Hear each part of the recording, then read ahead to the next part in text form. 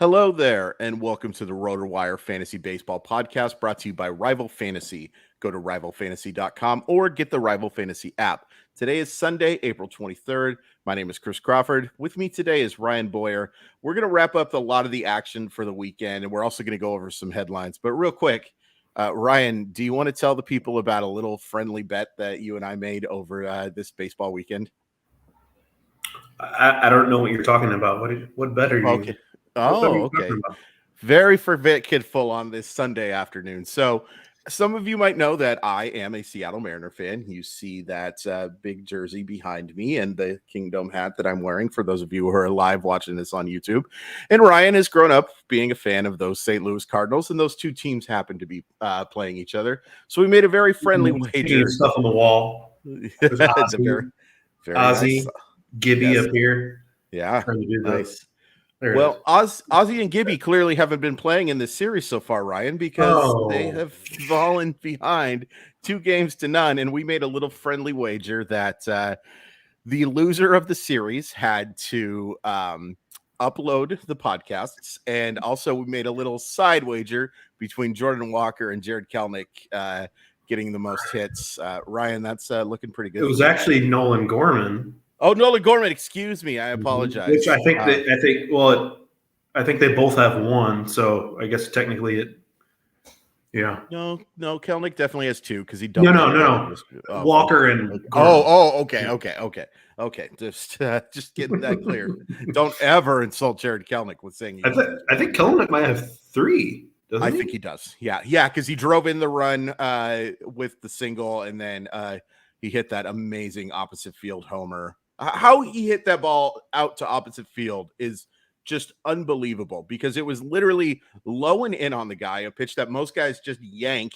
That guy is literally so strong that he hits that ball out to opposite field. You got to come away. His power is, man. Yeah. I mean, this is what a breakout looks like. Like it's all happening, as they say. Yes, absolutely it is. Somebody who had it all happening this weekend, well, especially on Saturday, Ryan, Adolis Garcia, who yes, it was against AA Midland, a.k.a. the Oakland Athletics, but does hit 3 home runs, does drive in 8 runs. Ryan, Adolis Garcia has been a very streaky hitter in the major leagues, and we've seen it already this year. It got off to a pretty middling start, but has a pretty big afternoon again Saturday. Are you buying into this being another hot run for Garcia? I mean, we have to, first of all, let's backpedal just a little bit since we're already bashing my Cardinals this afternoon. Sure. Another outfielder they let get away, by the way, Adolis Garcia. Yeah. Fair. It's funny, I was looking up on the RotoWire News app, which if you guys do not have that downloaded, obviously you should be doing that. What are you thinking? The headshot of Adolis Garcia is still him with the Cardinals. So that was nice. I got to beautiful. Yeah, 3 home runs, 2 doubles. He's literally the first American leaguer ever to do that. Wow. So quite the night for Mr. Garcia. I mean, the 3 home runs were by the 5th inning. I mean, he had going up against the A's, you think he's got to hit a minimum of 1 more home run at least, but he settled for 2 more doubles. Yeah, I mean, I think on all of our category preview podcasts, I think I picked Adolis Garcia as a bust for all of them. I felt like. So obviously no one shouldn't be listening to me. Not true. No, but I was worried about he's got the perfect kind of profile for just crashing and burning, but he also is extremely physically gifted and can go on just a tear when he's feeling good at the plate. And obviously he's in the midst of one of those. So yeah, I mean, the OBP is going to be terrible. We know that. But he's probably going to hit 30 home runs again as long as he keeps a job. And that was my worry, that he might play his way out of a job, but obviously it's trending the opposite direction of that.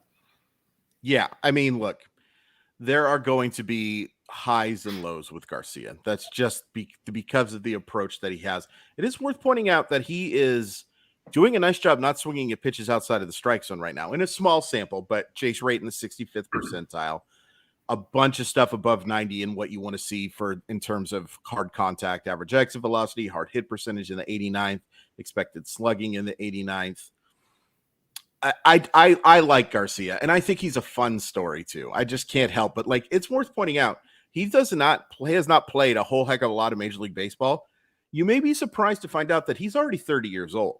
So this is not like some young up and coming guy. I mean, he's certainly got a few years left, I think, but the volatility here with him is real.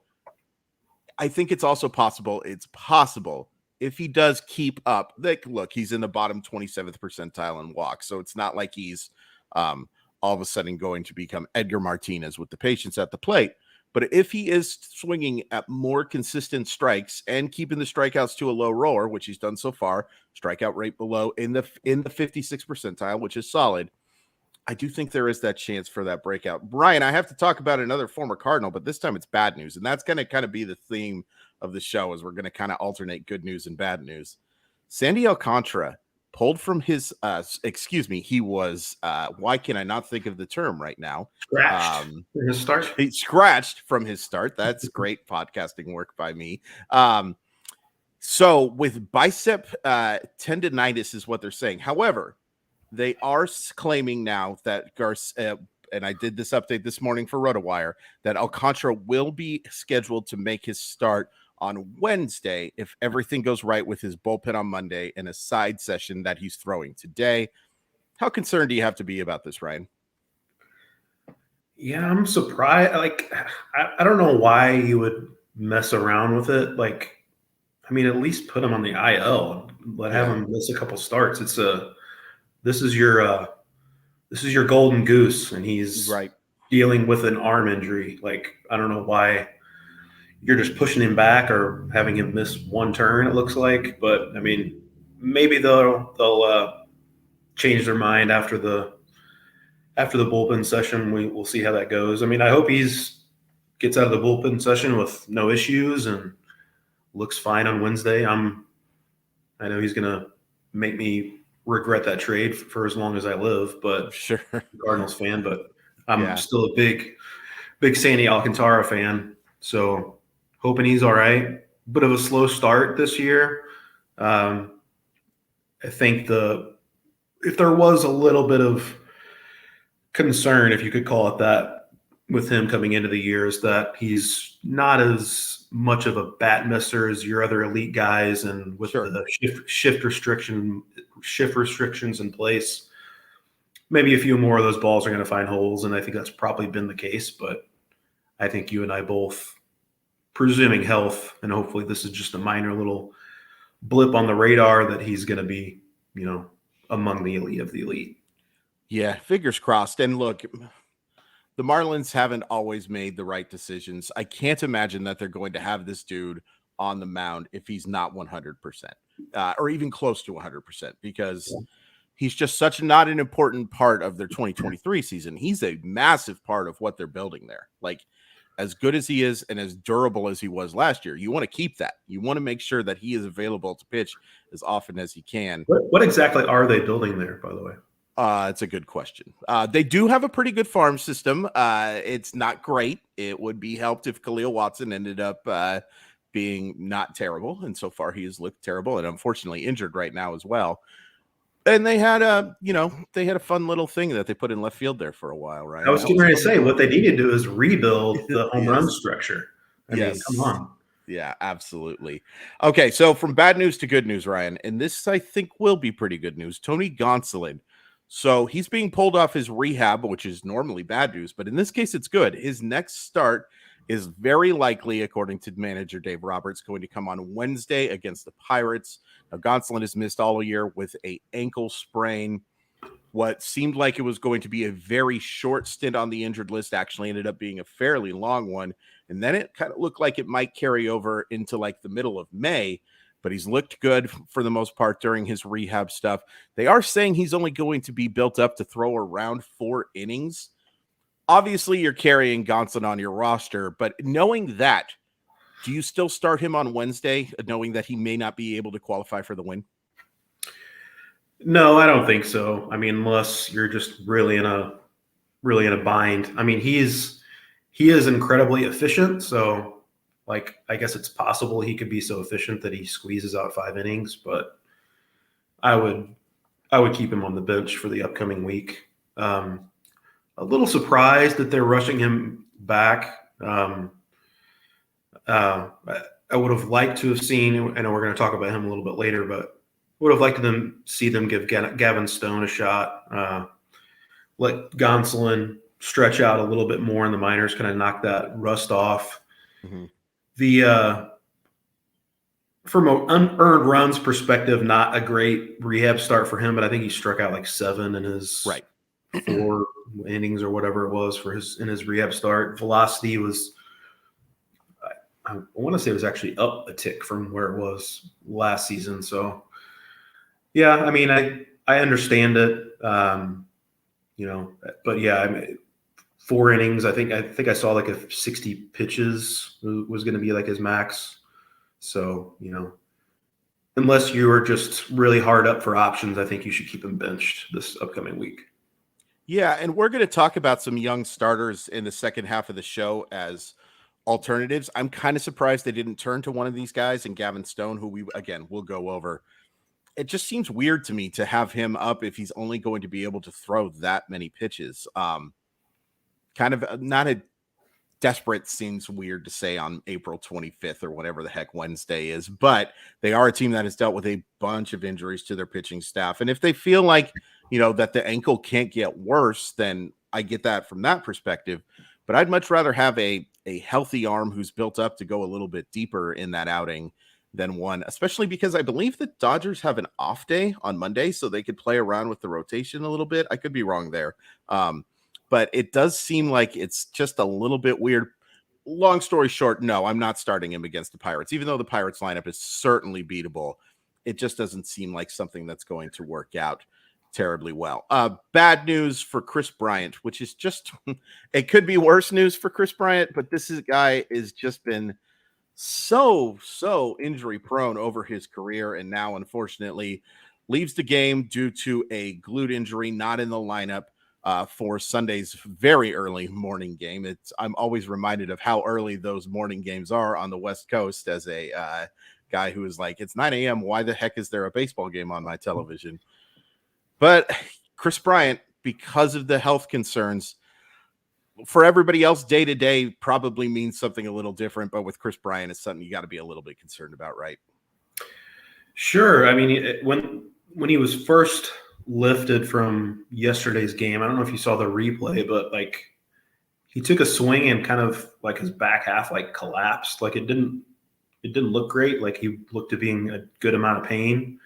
And the beat writers were tweeting about like it being a back injury, and you would immediately think, there's a recurrence of issues he dealt with last year. But I guess it's not quite that. It's kind of like a glute injury / some word medical term that I can't pronounce that they refer to it as. Maybe it was like lower back technically, but pelvis or something. I don't know.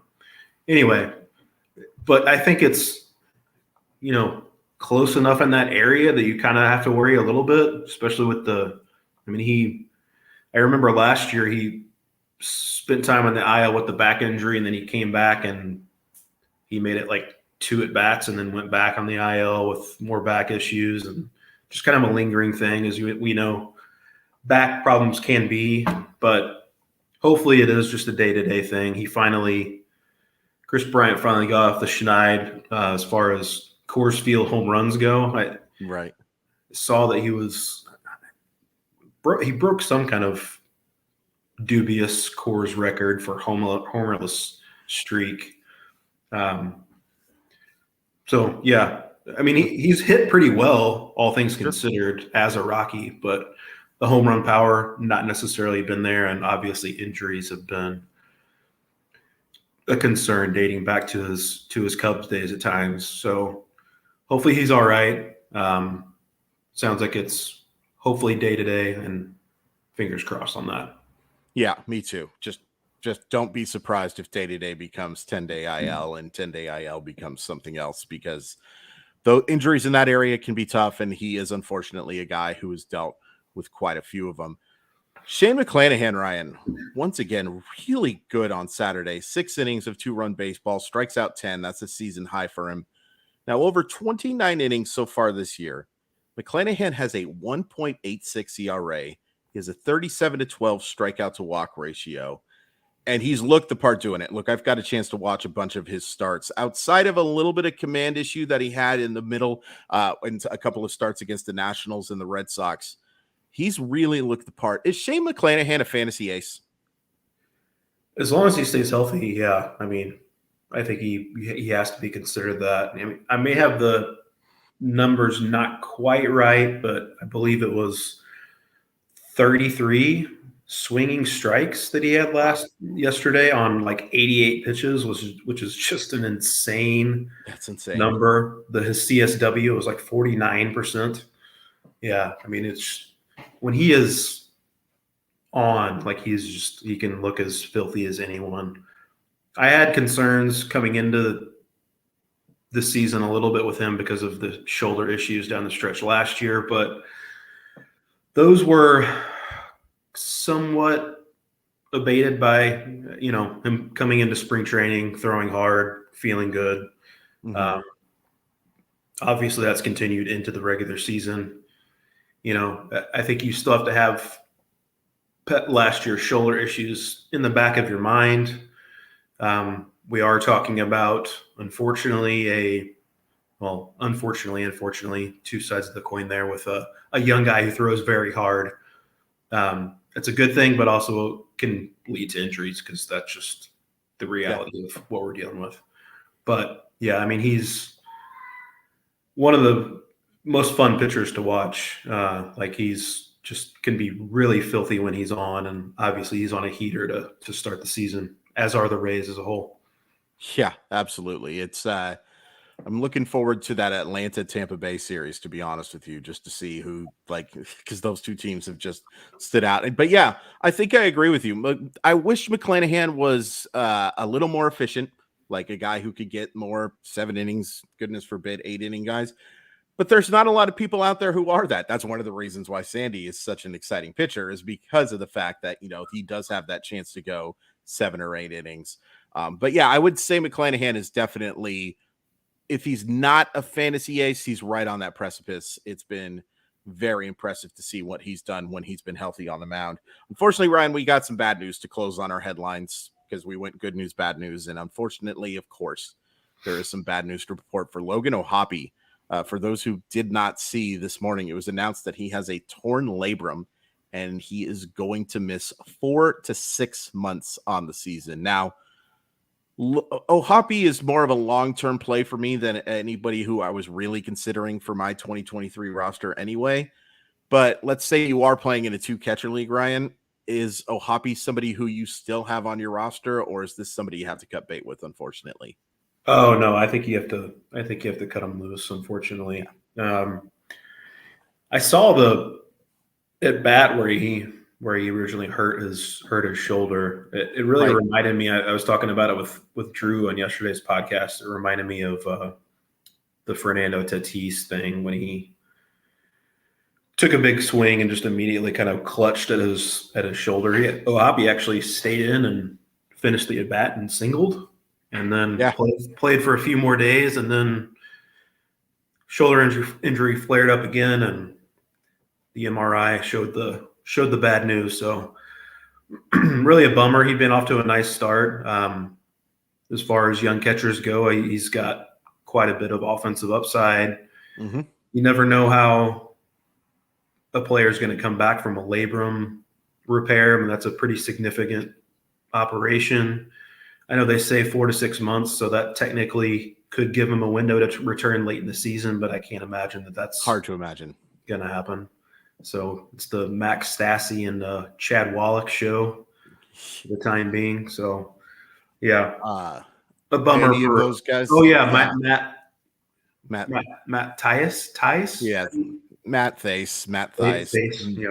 Matt not gonna He's watch. around too. Yeah.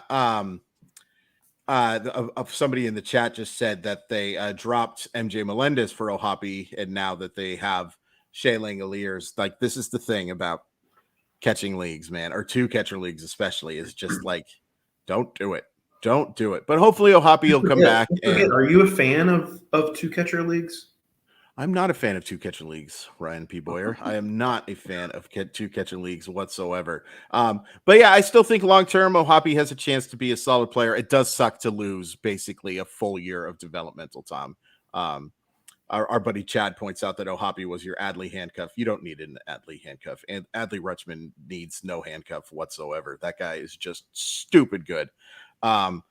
But yeah, I mean, like, I would be looking like if MJ Melendez is available, that's a guy I'd be looking at anyway. Like, yes, the numbers have been bad. All of the data suggests that he deserves much better than we went over this just a little bit ago. But yeah, those would be the type of players I'd be looking at. But really unfortunate to see one of the top catching prospects in baseball, unfortunately, going to miss almost assuredly the rest of the 2023 season. We're going to take a look at pitchers when we come back and some young pitchers to target. Some who are already in the major leagues and some who are just right on the cusp. But first, we'll take a short commercial break. A new MLB season means it's time for a new kind of daily fantasy baseball. Rival Fantasy is the fantasy platform reinventing the way daily and weekly games are played, and they've brought new games to the ballpark this year that fantasy players won't find anywhere else. Rival Fantasy's games include Fantasy Bingo, head-to-head player challenges, and Fantasy Book, where users can select over-unders for 2 to 5 players. With games like this, daily fantasy has never been better. Now, right now, RotoWire listeners can get a $50 protected first play. That means if you win your first play, you keep your winnings, but if you lose your first entry, Rival Fantasy will refund you up to $50. Go to play.rivalfantasy.com/signup and use code RotoWireMLB at signup and deposit a minimum of $25 to get your first entry on Rival protected up to $50. Now's the time to step up to the plate and become a Rival today. Welcome to the arena. Baseball is back. Swing into the MLB season with Vivid Seats and score tickets to all the hottest matchups and biggest games of the year. Every crack of the bat, every deep center fly, and every heart-pounding double play of your favorite team live and in person. Plus, with Vivid Seat Rewards, now you earn rewards with every single purchase. Each ticket you buy gets you closer to your reward. Just buy 10 tickets, then simply cash in your credit towards your 11th ticket purchase. It's that easy. Pro tip reward. Buy tickets for your whole group, you split the bill, and you make progress towards your free 11th ticket even faster. From behind the plate to the upper deck, Vivid Seats has great values for the 2023 games that matter to you. Just visit vividseats.com or download the app today. Vivid Seats. Experience it live. See vividseats.com/rewards for terms and conditions. All right, Ryan, let's talk about some young pitchers to target. And, a lot of times I understand that people are fantasy adverse to the young pitcher because there is only so much that can go right and a whole heck of a lot that can go wrong. But there's some really talented options out there. And why don't we start with Taj Bradley, Ryan? Now, Bradley, I think situation has improved because of some injuries that have taken place in the Tampa Bay rotation. But this is considered one of the very best pitching prospects in baseball. And I'll ask you this, one, how excited you are for Bradley for the rest of the season, and two, and I'll ask you this for pretty much all of the pitchers that we're going to be talking about today, is he somebody that you need to, if still available, go spend FAAB on or make a trade for, or is it someone you more take a wait and see approach? I don't know about necessarily make a trade for. I mean, that just depends, but Sure. what the offers would be, but I feel a lot better about his chances of like sticking around in the rotation for the rest of the season now, and because unfortunately Jeffrey Springs needing Tommy John surgery, Ray's getting Zach Eflin back and Tyler Glass now around the corner at some point, but sure, I do think Taj Bradley has a decent chance to stick around the rotation for the bulk of the season. He had like 130 30-something innings last year, so that shouldn't be a huge deterrent. Right.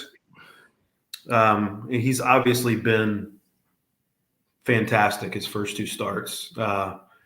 Really, really good control. 17-2 strikeout to walk rate in his first 2 starts. He's always had good control dating back to the minors as well. Really athletic guy, repeats his delivery really well. I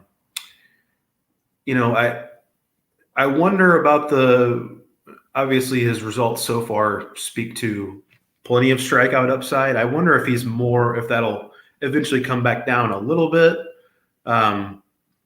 He had last year in the minors, I think it was just a hair over a strikeout per inning.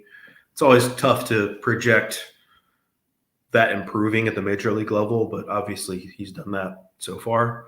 I've been a little surprised that the Rays have let his pitch count get up as high as it's been. His last start, it got into the 80s, which isn't, super high or anything, but he had, I don't think, thrown more than 50-something pitches in any of his minor league starts before getting called up. So that's been encouraging.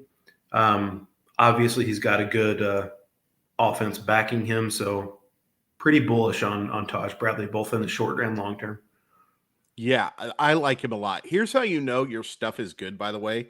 When you have an expected ERA of 1.5 and you're giving up 52% of hard contact, because that just speaks to the fact that, yes, there were some line drives that were hit, but your stuff is so good that it doesn't matter. I've been so impressed with what he's done. I liked him. Don't get me wrong. I certainly had some pitchers ranked ahead of him, but there's no denying that he's impressive. And there's also no denying that Tampa Bay is really good at this. And they get a little bit of a bump for me, like a young, good pitcher that's on the Cleveland Guardians or the Tampa Bay Rays or the Seattle Mariners, to be honest, right now is getting a bit of a bump because their pitching development right now is just so good that you just kind of have to trust them a little bit. I'm a big fan. I would be going out to get him. Just be cognizant of the fact that because the Rays do have some pitching depth and guys like Tyler Glass now hopefully coming back, at some point, there will be some times where maybe he gets a little bit of a rest or spend some time in AAA, but it is absolutely an arm that I want to have. Another arm that's playing for a team that's not as trusting, I'm going to have to call him the A's, even though I promised I was going to call him AA Midland all year. Mason Miller. So Miller got the call up. I thought pitched pretty well in his first start against a decent Cubs lineup.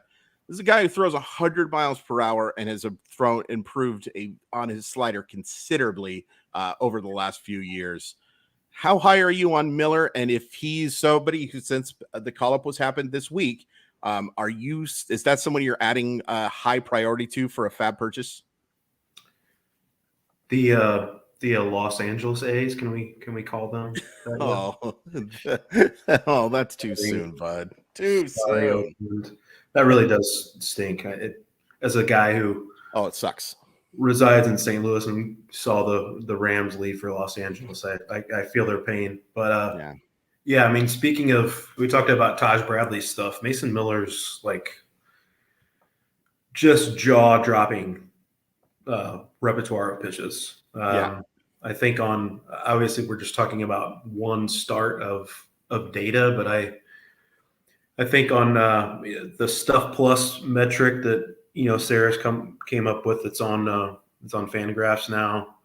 I think he ranks only behind Jacob deGrom and maybe one other starter in terms of Stuff Plus.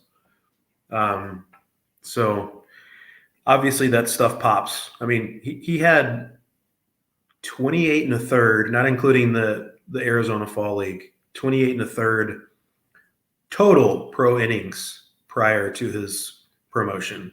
Yeah. Which, I mean, it's not like this guy was a round one pick overall, one draft pick. That's 97th pick. Kind of crazy this isn't Todd Van Poppel that the A's are bringing up. Thank goodness. Yeah. But yeah, I don't know what the workload's going to be. It seems like they plan to keep him in the rotation for the rest of the season. I don't know if that's actually going to happen. Again, 28 and a third, 2/3 total innings. I mean, they've been using 6 starters, some the A's, so they can space out those turns. They can skip him, get creative with it. But I guess the stuff though is just so overwhelming. He's not going to get many wins. We know that. The combination of probably going to have a lot of 4 or 5 inning starts and being on just a historically bad A's team. He's not going to get many wins. I've seen some concern a little bit that he might be, because the slider and the cutter are both really good pitches, but he did throw like 65, 70-ish% fastballs in his first start. Yeah. He can incorporate more than that going forward. I'm sure he will. But if he is that fastball heavy, I don't know if the strikeouts will be elite, but they certainly have the potential to be. And as far as I realize the FAAB on him probably ran already in your league since he came up last week. But if he's still available, I'm absolutely picking him up to see what happens. Have to keep the expectations in check a little bit. The workload, the team, the injury history, all negatives with Mason Miller, but the upside certainly undeniable.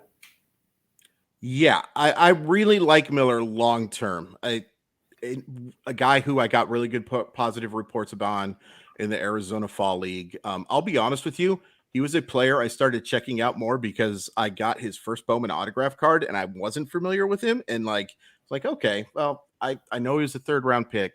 Didn't hear a whole heck of a lot. And I talked to some internal sources that were like, he's pretty interesting. And then in Arizona, it became, he's more than interesting. This is a future guy. But I think the point about playing for AA Midland is a really good one. That team is the worst roster. Ryan, we've covered baseball together for like 7 years now. Is there a worse roster that you have seen than the Oakland roster? I mean, nothing comes to mind. And they're performing exactly how you would expect going into the season, and also, frankly, exactly how ownership expected them to perform and wanted to perform. They're the plot of Major League. They are absolutely the plot of Major League. There's no doubt in my mind that somebody watched that movie and said, you know what? It didn't work for them, but that's actually a pretty good idea. Minus 100 run differential, Ryan. Minus 100 run differential. They are really 50. Hard to do. The Royals are awful at minus 50, and they are half as bad as the Oakland Athletics are. Now, look, some of that is a little misleading because they've had some pitchers pitch at the end and give up some runs and stuff like that, but it ain't that misleading. They are a historically bad team, and unfortunately, that's really going to limit Miller's chances for wins, but I really like his chances for strikeouts. And the ERA, I think, should be okay, too. Logan Allen is pitching right now as we're talking, and actually pitching pretty well. 5 innings of 1-run baseball, no walks, 5 strikeouts. Now, look, the biggest thing with Logan Allen, I think, if you're going to go bid on him, is make sure that you're bidding on the right Logan Allen, because the fact there are 2 left-handed pitchers named Logan Allen is absolutely stupid. At least they're not both the Guardians still. Yes, and that was not the case just a little bit ago, unfortunately. But now that one is in Colorado, it should be fairly obvious which one you're supposed to get. I'm a pretty big fan of Allen. He doesn't have that elite fastball, Ryan, but plus slider, plus changeup, throws everything for strikes. And again, I give Cleveland a little bit more of a benefit with these type of guys because they've been so good at developing these type of arms. What's your level of interest with Allen? Yeah, I mean, I'm interested. I actually hadn't seen his line yet from today, so that's good to hear that he's off to a nice start.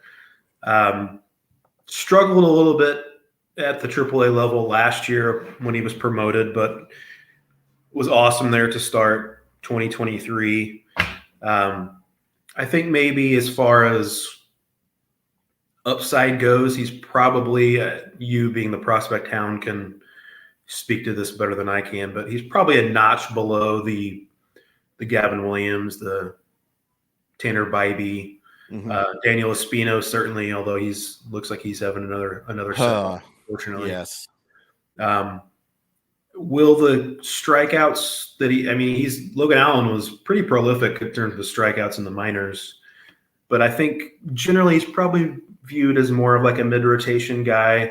The stuff isn't like eye-popping, as you mentioned. I believe his changeup is probably his best pitch. So will the strikeouts totally translate to the major league level? TBD, but I mean, he's, as you mentioned, Cleveland has earned the benefit of the doubt. I mean, we're going to talk a little bit about Tanner Bybee too, who they have a tendency to get these pitchers who have good control and not much else, and then just turn them into much more than that. So very, very interesting guy, Logan Allen. Could potentially stick around a bit, I think, if he shows well, and it sounds like he's off to a nice start today. So off to a nice start, and worth pointing out that unfortunately the back end of the Cleveland rotation has just been ravaged by injuries. A bunch of guys who are also not maybe as talented as Allen that are going to be away for a little bit. I think Allen's kind of matchup dependent. If you've got a lineup with a bunch of righty power hitters, maybe not the guy you want, because with a mediocre fastball is a guy that could give up some home runs. I do like him though, because he throws strikes. I think he's always going to be a solid whip option. There is the risk of there's a risk with any of these young pitchers of having a flame out start that really hurts you for a week. But yeah, I do think that he does have that opportunity to be a solid option for the remainder of the season if given the opportunity. By the way, worth pointing out, Tristan McKenzie, it looks like restarting that throwing program. We miss you, Sticks. He's so fun to watch when he's on the mound. Let's talk about some pitchers that have not quite reached the majors. And since you brought him up, might as well start with him. Tanner Bybee. Look, this was not a guy who had a whole heck of a lot. And by the way, we have confirmed it is Bybee. It is not Bibby, despite the fact that it is spelled like Bibby. Bibee should absolutely be Bybee, in my personal opinion. Good for you. 1.76 ERA so far in his 3 starts with Columbus. 19 strikeouts in 15 1/3 innings, has issued 8 walks, but it has not been a problem usually, and only walked 27 guys in 132 innings in 2022, allowing a 151 average against with a 1.04 whip. For all the reasons we just talked about with some of these guys, Ryan, that has to be somebody you're considering a stash with, right? Oh, sure. Yeah, I think he's definitely worthy of a stash. I wonder if, Logan Allen was already on the 40-man roster. Tanner Bybee is not. So I wonder if those guys, Logan Allen had a little more upper minors experience. So maybe he would have been the choice regardless. But I do wonder if Bybee could have kind of leapfrogged him if he was already on the 40-man. Teams are obviously protective of those. They like to keep those 40-man spots free, which – we're probably going to talk about a little more with Gavin Stone here in a little bit. But, Tanner Bybee, again, just repeat what we've already said. The Cleveland pitching factory deserves the benefit of the doubt. He was like I mentioned, he's one of those guys, like in college, very ordinary stuff, amazing control. Shane Bieber-esque, you might want to say, and the velocity is bumped up in pro ball, giving him a new ceiling. I think he's probably a little higher ceiling than Logan Allen. Maybe more swing and miss there potentially. What does the timeline look like? As you mentioned, they've been hit with injuries, and Tristan McKenzie, as well, it's good news that he's ramping up that throwing program again. It's still going to be a little while, and that's even assuming everything goes well as he ramps things up. So there still could be a spot for Tanner Bybee even if Logan Allen sticks for a little bit. I think that they could still potentially give Bybee a shot. But as far as stashes go, yeah, he's at or near the top of the list for me. You know what's crazy is we just talked about those two guys, and we talked about Daniel Espino. Unfortunately, Espino did have a setback and is going to be shut down from throwing. I cannot imagine that he'll make his debut in 2023. Hopefully, we get to see him at least on the mound in the summer months, but not a very good report. But even with those three guys who we mentioned, who are just great, they're not, to me, their top pitching prospect. There's Gavin Williams in Double-A, who is another arm that I would absolutely at least be keeping an eye on, because he has the best combination of stuff and command of any of those guys. That's a 0.63 ERA in Akron. He's just looked fantastic as well. 20-3 strikeout to walk ratio. The Guardians are building like something special with these pitching arms right now. Mm-hmm. Now, go spend some more money on the offense. It was nice to sign Josh Bell. It'd be nice if Josh Bell hit. Maybe they'll be thrown off by unfortunately not great results. I hope that's not the case, but there's a lot of pitching depth there. Another arm that I really wanted to talk about, and this is the arm that I probably get asked about more than anybody else, and I'm sure, Ryan, you've got it as well, is Brandon Pfaadt. And the main reason for Brandon Pfaadt is not only is he really good, the situation appears perfect for him to have a call-up because of Madison Bumgarner being designated for assignment. I think it's just a matter of when with Pfaadt, but like, is he somebody, and this is true, I guess it's the question for a lot of these pitchers, especially the ones who are in the minors, is he someone you want to add right now before it's too late, or do you think you can play the waiting game? I don't think you're going to get him if you don't add him now. I think there's been, because he was really in the running, at least publicly, the Diamondbacks were saying in the running for a rotation spot until late in spring training. I think everybody is pretty aware of him. Mm-hmm. Last year in the minors, first minor league pitcher since 2011, I believe, to record 200 plus strikeouts. He had 218 to be exact. From those numbers, you might think he has like just overpowering stuff. That's not necessarily the case with Brandon Pfaadt. He's more of a good stuff, that plays up because his command is just so pristine. After a rough first start of the season at AAA Reno, I believe he gave up 4 home runs in his first start. Yeah, he's been good ever since then. His last start was his best one, 7 shutout innings, I believe, with 7 strikeouts. He's got a 25-4 strikeout to walk rate in 20 1/3 innings. Like I mentioned, the stuff isn't overwhelming. I think he could be homer prone because the fastball is not going to blow you away. He is a fly ball pitcher. So, they're going to go with Tommy Henry for the time being.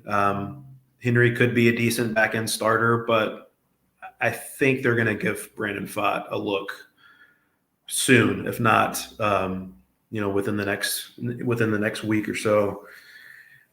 He's could potentially be more matchup dependent because I do think might be some homer issues, but he could also, because that command and that control is just so good, he's the kind of pitcher that could translate to the majors right away and just not have those control issues and the blow up starts. But I think he's absolutely worth stashing. And I don't think you're going to, once we find out he's officially going to get the call, I think it's probably going to be too late at that point. I think if you want him, you're going to need to stash him now.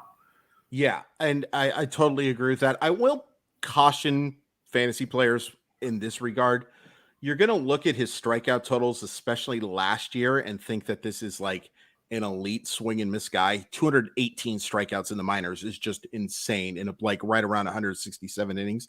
It's more deception with him than elite stuff. And what we have seen is guys who can rely on deception can pitch well. It's an important thing. You don't want guys timing up your stuff, but it doesn't necessarily lead to being like a fantasy ace. You know what I mean? He's not going to be, to me, that guy who just piles up the strikeouts.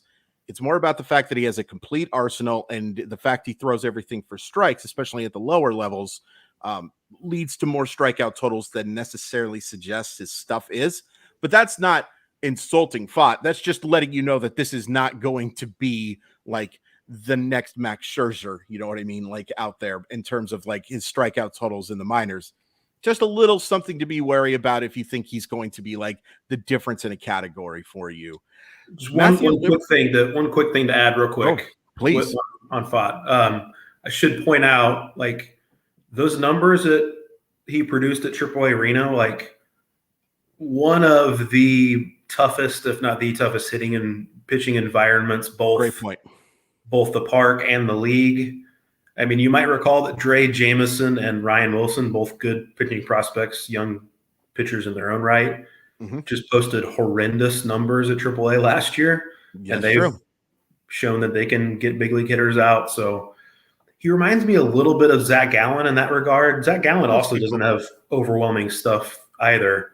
But I remember a couple of years ago when he was back still with the Marlins, also in the PCL, Gallen just put up crazy good numbers at AAA in a really tough environment. And obviously that has translated well for him, even though he doesn't have like overwhelming stuff either. So just another thing to keep in mind with Brandon Fott. Yeah, that's a good call. By the way, who did Zach Gallen start his career with? Moving on. Okay. So, hey, let's move on to a Cardinal who I think has looked really good this year, Drew. So sorry. Drew. Your name is Ryan Boyer. I get all Cardinals fans confused. You guys all look alike to me. Matthew Liberatore has looked really good. He looked good in the spring, and he's looked good so far in AAA so far with Memphis. Did not pitch exactly well when he was given a chance to pitch last year, but I think that his stuff has looked so much better, and the Cardinals have such a question mark of a rotation that I personally would be taking a look at adding Liberatore, especially in like an NL only format type of league. What about you? Oh yeah, definitely. Like the thing that's, I think, held Liberatore back, he's always had a beautiful curveball. But his fastball has been just so hittable. Yeah. Not only the velocity was, fine, like 92, 93 last year and the years prior. He just didn't command it very well, but now he's hitting like 97, 98 and putting the ball where he wants. Like it seems like he's really starting to figure it out. And he's still got that gorgeous curveball. So I do think he has the potential still to have some home run issues when he's not locating that fastball perfectly, because there's not a lot of, it's a pretty straight fastball. He's going to have that velocity to get away with it. But yeah, there are spots available in the Cardinals rotation, or at least there should be. Jake Woodford is, not good. Adam Wainwright sounds like he's going to make one more rehab start and come back. So theoretically, that doesn't, Wainwright's going to slide into Woodford's spot, presumably. So that, I guess, technically doesn't mean there's a spot available right now, but I think Liberatore, the 2023 version of Liberatore, could give the Cardinals certainly more upside than what they currently have in the rotation. Right. So I think he's absolutely worth a stash. Keep an eye on those velocity reports, because if it comes back down, I think he's ultimately more of a back-end starter type. But as long as he's got that velocity up in the 97, 98 range, he's sitting 95, 96. With that good curveball, I think there's pretty legitimate upside, and he would be pitching in a good home park and in front of a good defense as well. I think it's worth pointing out too, Ryan, and look, I'm not the Cardinals. I think that's a rotation that is perfectly set up for a 6-man rotation, because giving Wainwright some extra days of rest, giving Michaelis maybe a couple of days of rest as well. Flaherty, Flaherty is absolutely. I think they're perfectly set up for that, and that I think you slide Liberatore right in there. I will point out he struggled in his last start. He gave up 4 runs on 8 hits. But the fastball, again, was 97.5 miles per hour topping out, which is what you're wanting to see. If he's in that velocity range. He also had like 19 swinging strikes in that start That'll too. work. So he was still missing some bats.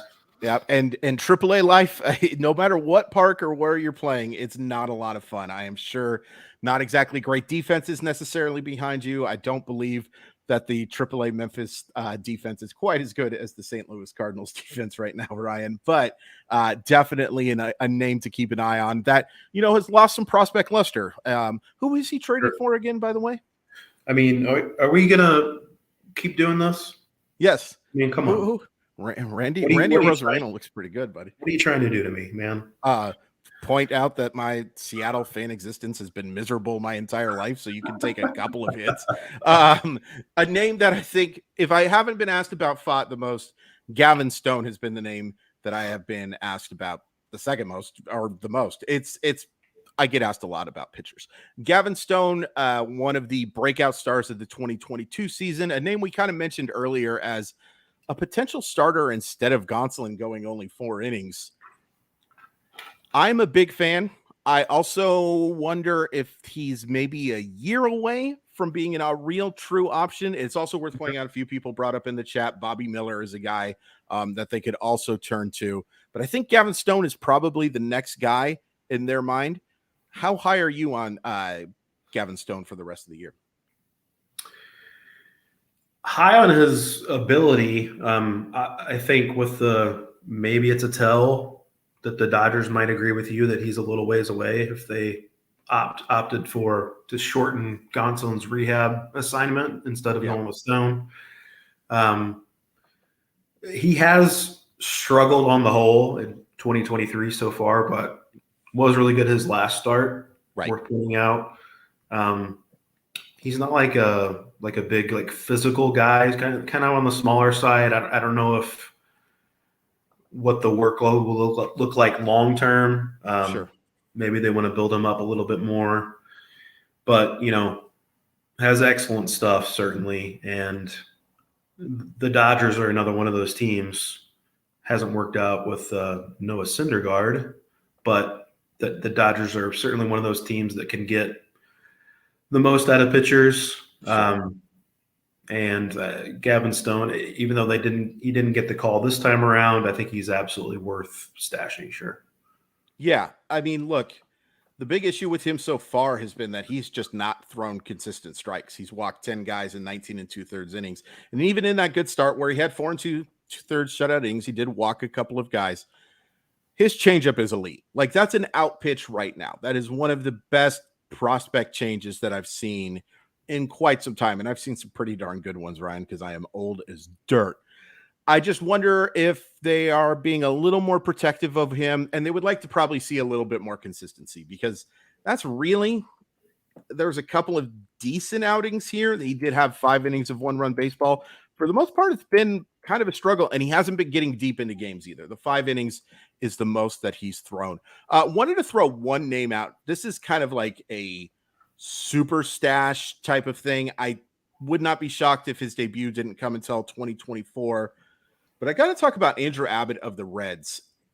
This guy has struck out 36 hitters in 3 starts over 15 2/3 innings, Ryan, and he's walked 3 batters.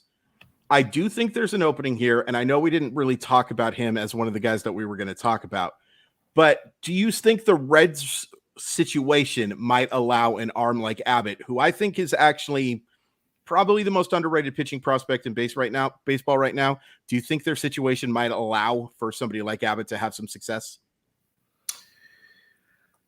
I mean, it's a tough ballpark, certainly.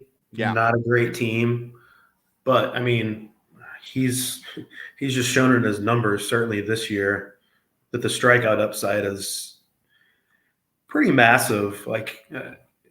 Not coming into the year, I don't know that he was viewed as nearly as highly as what he's looked like so far. The numbers are just absolutely insane. He's throwing a harder slider now. That's kind of, I think, helped fuel the breakout. And the sweeper, I don't know if it's a sweeper. That seems to be all the rage now, but it's all the rage. The kids are talking about it.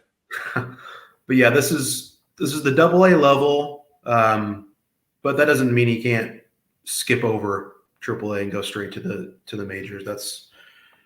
He's like, I think he's like 23. Was he 23, 24? So he's not super young. I could have that wrong, but yeah, I mean, it wouldn't be the most ideal situation for fantasy success, and he would have to skip over AAA. So maybe, as you mentioned, it's more of an NL only play at this juncture, but obviously, I mean, 36 strikeouts in 15 2/3 innings, just insane. Stupid. Yeah, not walking anybody. So certainly a name to keep in mind at the very least. Yeah, I think that he's somebody. If you're playing in a dynasty league, by the way, go get him right now because the Reds really like this kid. Obviously, the numbers we've just talked about are really impressive. I think he's a member of their rotation for sure next year. I'm not so sure about him getting starts this year. They've got some other arms. Reds actually, I know it's frustrating now. They're building the pitching staff they're building is pretty interesting. When you've got like guys like Hunter Green, who's now locked up, Nick Lodolo, who apparently they're trying to lock up as well. I think that they're closer than people might give them credit for pitching wise. The offense is also a thing. But Ellie De La Cruz might be something to build around as well. I'm just trying to remind you, Ryan, that never mind. I was going to make fun of St. Louis again. I'm not going to do it. By the way, Chad does bring up. I think you're maxed out on the St. Louis jabs for this podcast. Yeah, Chad does bring up the fact that all we have to do is point out David Ortiz, Jason Varitek, Derek Lowe for 28 games of Dave Hollins, as well as Heath Slocum. Yep, that's all you have to do. All of those trades we talked about, not nearly as bad as those moves whatsoever. And by the way, that same year, they also traded Jose Cruz Jr., a 40-homer outfielder, for Mike Timlin and Paul Spiljarek. My childhood was terrible. That's going to do it for us. Thanks for tuning into the RotoWire Fantasy Baseball Podcast, brought to you by Rival Fantasy, rivalfantasy.com, or download the app. You can follow us on Twitter. I'm at Crawford_MILB, and Ryan is at Ryan P. Boyer. Stay tuned for more episodes every single day of the week. Really appreciate you coming out, and have a great week.